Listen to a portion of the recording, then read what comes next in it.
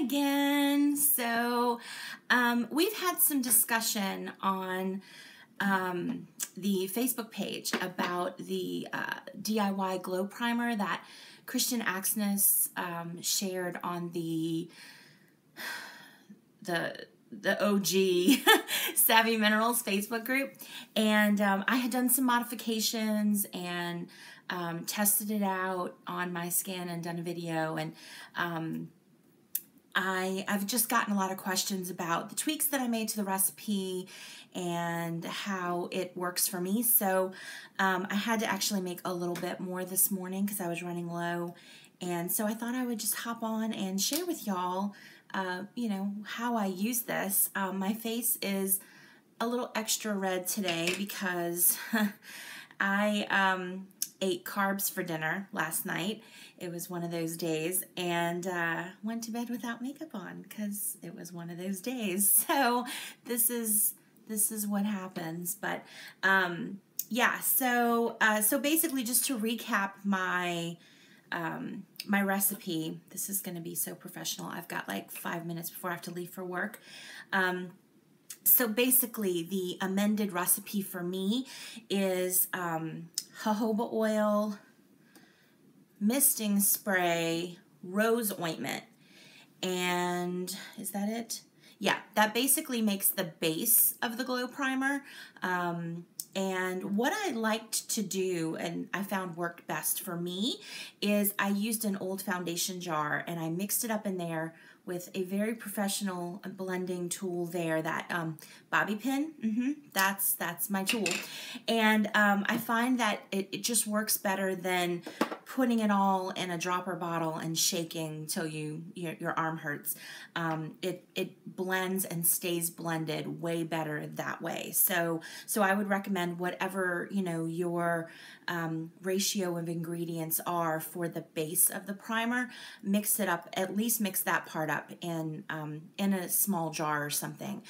It'll emulsify better and stay blended for you. So, but I just went ahead and blended the whole thing in here. I went ahead and added the veil and the foundation and all that kind of stuff. But anyway, I was going to run down the recipe. Let me pull up on my phone really quickly her original recipe, and then I'll tell you what I subbed out. I also posted this on my Facebook page, so you can check it out there. You don't have to remember everything, but just to kind of give you all that information in this video, because I didn't give all the accurate information in my previous video, that it was kind of a first impression testing type thing. And so her recipe is a small dropper bottle. She used an old mirror shaved gel bottle. You can use that too. A spatula. I used a bobby pin, and I also used the empty foundation container for mixing. She recommended rose water. Now, I didn't have rose water, but I did have misting spray, so I used that instead. And I believe I probably used about half as much misting spray as she recommended for rose water. Sweet almond oil. Now, for my skin, that's just far too emollient and heavy, so it sits on my skin. So I used jojoba oil because it's what I had, it's what I know works well for my skin. And then she said a few of your favorite skin nourishing oils. For me, I just used frankincense. I have rosacea. My skin is super sensitive. There's very few oils that I can put directly onto my skin. And frankincense, I know works great for me all the time. So I just added a few drops of that. And then rose ointment, I think she recommended using about a teaspoon of it. I used far less than that. I would say I used between 1/4 and 1/2 of a teaspoon. Again, because of my particular skin type, I have oily skin. And that's another reason why I chose to use the jojoba, is because it is lighter. For me, it seems anyway, lighter, and so it works better with my oily skin.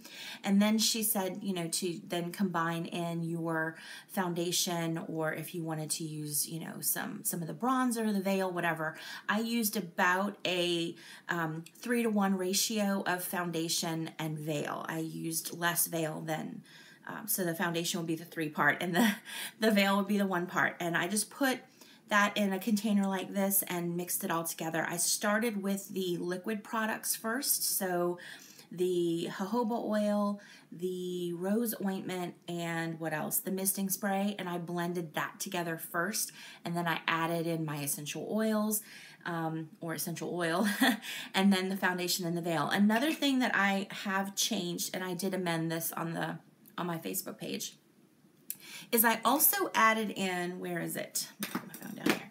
I added in some vitamin E oil and some trace mineral drops, which I bought to make my DIY misting spray, because I didn't do this the first time and it got kind of stinky. And I'm not really sure what in it made it develop a smell, but these two act as a preservative, and so I'm hoping, I'll definitely update that. I'm hoping that these will prevent it from getting stinky. Also, vitamin E oil is great for your skin too. So, so basically what I do is I apply it with my fingertips, which I don't typically, I would ordinarily use a sponge for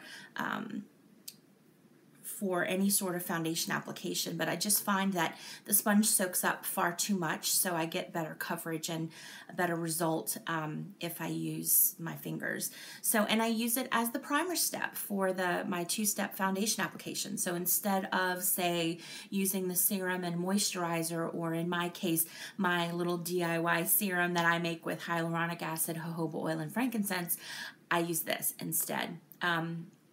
So, oh, that's another thing. I did add a couple of drops of hyaluronic acid in here just because it's so good for my skin. So good for everybody's skin, really, but so good. It works really, really well for my skin. So I did add a couple of drops of hyaluronic acid to this blend as well.